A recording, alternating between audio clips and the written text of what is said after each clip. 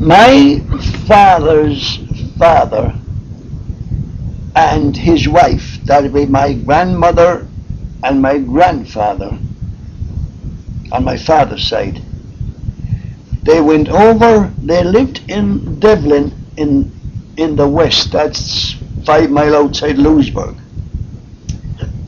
We call that country the West. And this day, it was a Sunday, and they went back towards Taliban direction, further over, another 2 or 3 miles further over the road, to visit with some friends. And my grandmother, she was riding on this horse behind my grandfather. She was riding pillion behind him, because there weren't too many sidecars back in those days. I'm going back a bit, and there were no Hyundais or Volkswagen or anything like that, or smoky Chevys.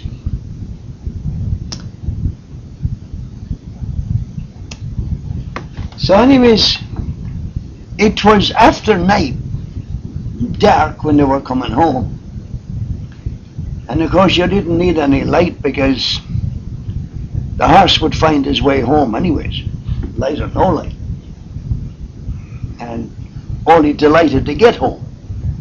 So anyways, he was carrying a heavy load.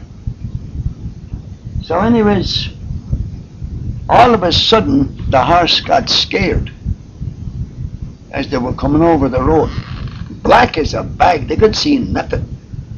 Just feel the road under the horse's hooves, and that was it.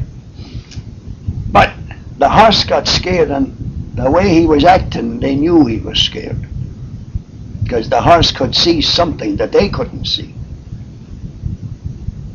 You see. So after a while, the next thing was, the horse stood up on the road like that, and it drove a big drove of cattle, red cattle with big long horns, like the Texas longhorn cattle, came down the mountain, crossed over the road, and went on down towards the sea below the road. And that horse stood there trembling, and they sitting on his back, until the cattle went away.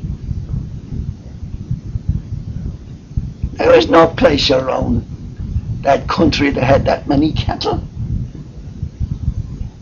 They were ghost cattle.